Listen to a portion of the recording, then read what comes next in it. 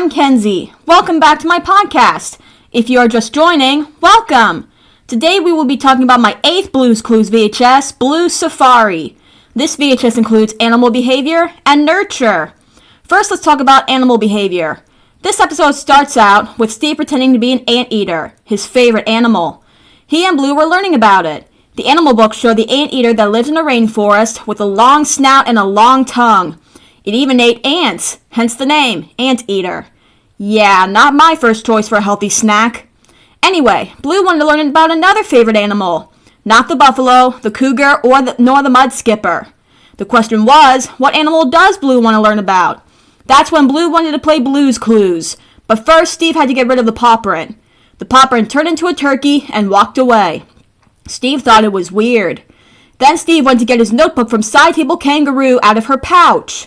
Well, it was just Side Table Drawer pretending to be a kangaroo. And so the game Blue's Clues has begun.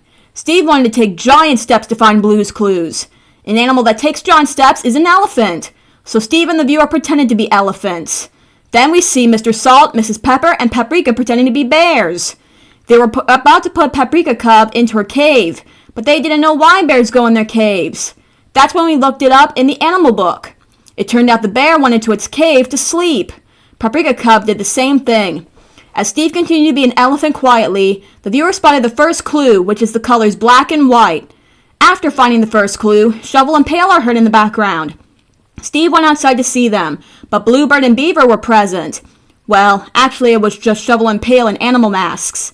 They fooled Steve. Then Pail showed Steve that she was a beaver picking up sticks, but she didn't know why beavers pick up sticks. That's when we looked it up in the animal book. It turned out the beaver was picking up sticks so it could build a home for its family.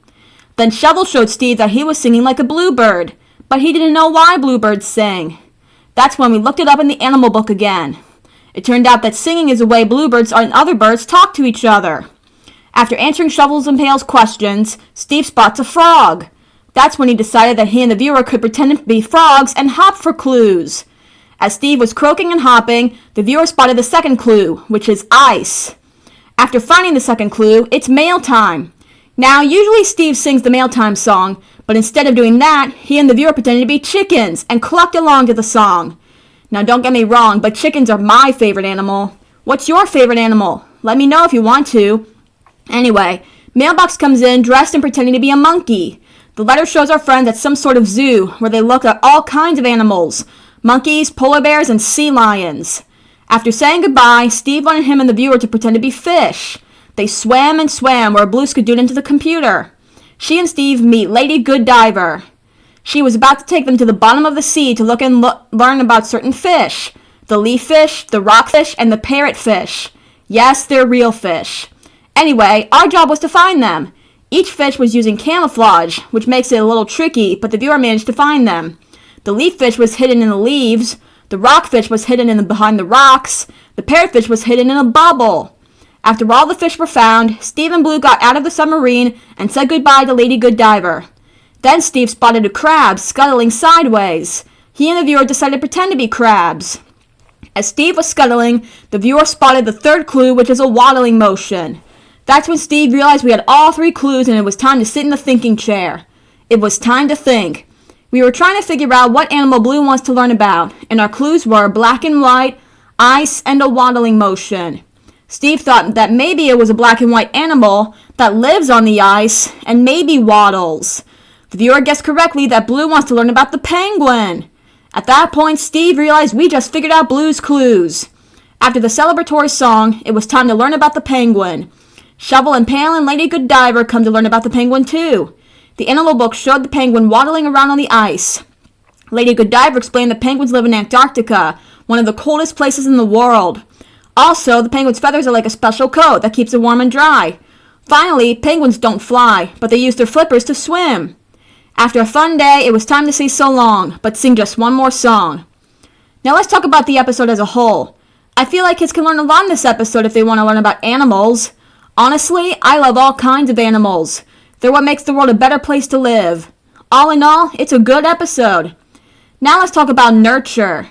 This episode starts out with Steve and Blue about to take care of their plants, but they needed a little bit of help. The problem was the flowers were droopy and needed something. Water was exactly what they needed. Honestly, I've never seen a plant grow that fast. After taking care of the plants, Steve and Blue was wondering if there was something else they needed to do today. The question was, what do they need to do today? That's when Blue wanted to play Blue's Clues. But first, Steve had to get rid of the paw print. The paw print sneezed. Steve gave it a tissue, and it walked away happy and healthy. As Steve was about to get his handy-dandy notebook, he thanked Side Table Drawer for taking such good care of it. And so the game Blue's Clues has begun. The viewer spotted the first clue, which is a bowl. After finding the first clue, Steve and the viewer spotted a butterfly. It was so beautiful. The problem was the butterfly needed something. The butterfly was inside and wanted to go back outside because that's where butterflies belong. As Blue opened the door, the butterfly waved right at her and Steve. They sighed happily. Then they heard Mr. Salt and Mrs. Pepper. They needed help taking care of Paprika. Paprika was really cute. All of a sudden, she started crying. It turned out that Paprika needed something. I mean, it makes sense. After all babies cry when they need something. Our job was to figure out what Paprika needed. We looked in the baby bag. It turned out Paprika was hungry and needed a bottle of milk. As she was drinking the milk, she starts to cry again.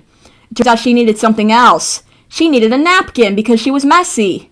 As Blue wipes her face, Paprika starts to cry yet again. What more could she need? She needed a blanket because she was shivering and cold. As Paprika goes to sleep, Mr. Salt and Mrs. Pepper come back and gave Paprika one more thing, her teddy bear.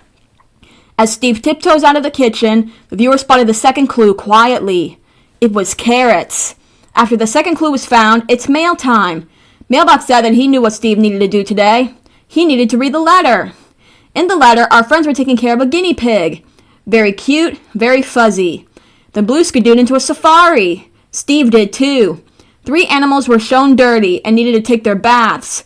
Our job was to take where they lived so that they could take their baths. The elephant was first. She lived by the pond. Steve noticed that there wasn't a bathtub or soap. How was the elephant going to get a bath? Well, the elephant's mom sprayed her like a shower. Then it was the lion cub's turn. She lived in the den. How was the lion cub going to take a bath? Well, the lion cub's dad licked her fur. Finally, it was the monkey's turn. He lived in the tree. How was the monkey going to get a bath? Well, the monkey's big brother picked his fur. After that success, Steve and Blue skidooed back home. That's when the viewer spotted the third clue, which is Blue's turtle turquoise.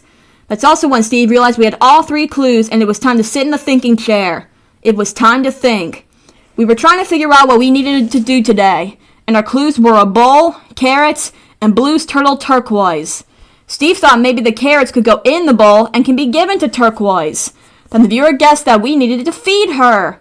At that point, Steve realized we just figured out Blue's clues. After the celebratory song, Blue is getting ready to feed Turquoise. Mr. Salt, Mrs. Pepper, and Paprika come back to remind us how good we took care of Paprika. The butterfly comes back to remind us how we took her back where she belonged. The elephant comes back to remind us how we gave each animal a bath. Then Blue gave the carrots to Turquoise, and she was happy. After a fun day, it was time to say so long, but sing just one more song. Now let's talk about the episode as a whole. I feel like kids can learn a lot if they want to learn about nurturing. Nurturing is very important if you want to live a normal, happy, and healthy life.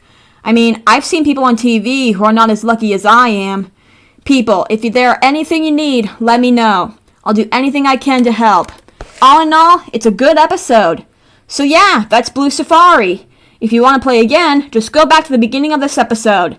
And remember, you can do anything that you want to do. Bye!